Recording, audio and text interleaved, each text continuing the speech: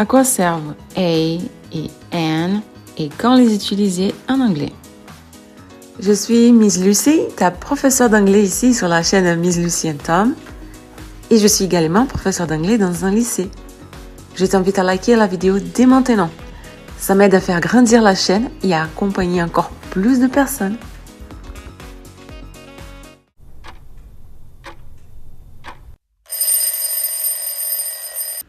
Donc en français, ils correspondent souvent à un et une. Ce sont des articles indéfinis. Donc on va les utiliser devant un nom singulier. Donc par exemple, un chat, a cat, une maison, a house, une pomme, an apple, une idée, an idea.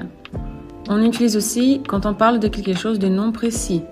On ne parle pas d'un objet précis, juste de quelque chose en général.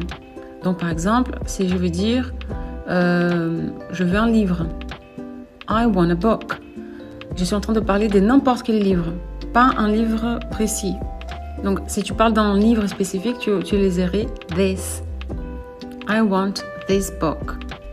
Si tu es en train de chercher un travail, she's looking for a job. Elle est en recherche d'un travail. Donc, ça veut dire qu'elle cherche un travail, n'importe lequel. Est-ce que tu peux me prêter un stylo? Can you lend me a pen? Donc, si je désigne un stylo en spécifique, elle a posé devant toi, tu vas dire Can you lend me this pen? Can you lend me this pen? Parce que je suis en train de parler de ce stylo-là en particulier. Quand tu mentionnes quelque chose pour la première fois, on va aussi introduire a and an. Donc, par exemple, la première fois, l'objet, une personne est nouveau dans la conversation. Donc, voici un exemple concret. Tu es en train de parler d'un chien. Ok, I see a dog. Je vois un chien. C'est un grand chien. Donc, en anglais, ça donne I see a dog. The dog's very big. Donc, la première fois que je parlais, a dog. Et la deuxième fois, le the, il va cibler. Parce que j'ai déjà parlé du chien. Donc, normalement, quand il y a the, c'est parce que c'est déjà connu. Le TH marque il va flécher, il va marquer quelque chose déjà, un élément qui est déjà connu. Donc, a dog, la première mention. The dog, on sait maintenant de quel chien on parle. Alors, quelles sont les différences entre a et an? La différence dépend du son, ok, et pas de la lettre. Donc, a, on utilise devant un mot qui commence par un son de consonne, pas forcément par une consonne. Et le n, devant un mot qui commence par un son voyelle. Donc, ce qui compte, c'est la prononciation, pas l'orthographe. Donc, par exemple, si je dis a book, a car, a teacher, a university. Donc, university commence par un U, c'est une voyelle, mais commence par le son U, donc consonne. Alors, quand tu utilises an apple, an elephant, an hour. Donc, hour commence par un son muet. On n'entend pas le H. Et donc, an, et non a, hour. Donc, notre exemple, elle est ingénieure. She's an engineer. Maintenant, on va voir des cas importants à connaître, qui sont très fréquents. Le premier cas, lettre voyelle ne veut pas dire son voyelle. On dit a university, a European country, parce que ce son commence par le son y, comme you. Même s'il y a une voyelle écrite, le son consonantique. Deuxième cas, lettre consonne ne veut pas dire son consonne. On dit an hour, an honest man, parce que le H est muet. Donc le mot commence par un son vocalique. Aussi des abréviations. Un agent du FBI. Du FBI. Alors, comment est-ce qu'on prononcerait ce mot-là? Alors le F, comment est-ce qu'on prononce le F? F. A. Donc ça commence par un son de voyelle. Donc, an FBI agent. un scientifique de NASA. N se prononce N et donc a NASA scientist. Donc, quand on n'est pas utilisé a ou n devant un nom pluriel ou un nom indénombrable. Donc, un nom pluriel, par exemple, des chiens, dogs. Donc, on ne dit pas a dogs, on dit juste dogs. Et là, on utilise ce qu'on appelle le déterminant zéro. Donc, ça veut dire rien, on met rien. Dogs.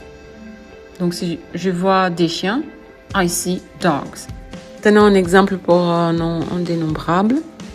Je bois de l'eau. I drink water. Qu'est-ce que c'est un nom indénombrable? C'est un nom qu'on ne peut pas compter avec un chiffre. Donc, par exemple, du riz et pas un riz. Tu vois, de l'eau, on va pas dire un eau.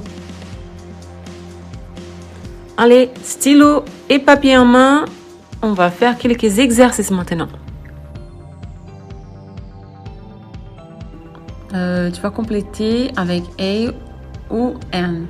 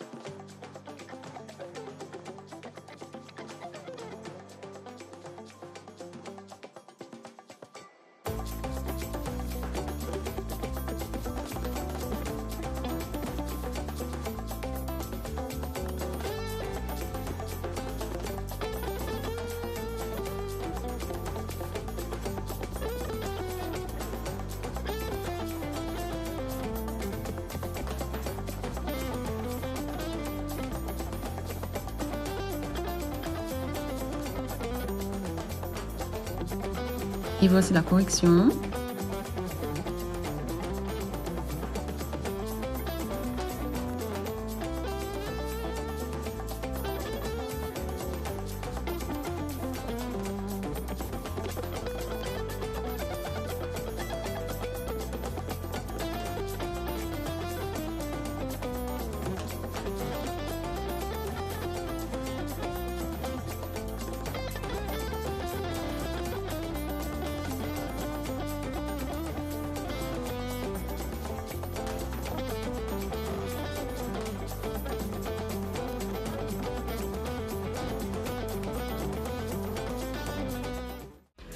Et voilà, partage cette vidéo avec un ami qui a besoin d'apprendre en anglais. N'oublie pas le like, ça m'aide. Et see you next time!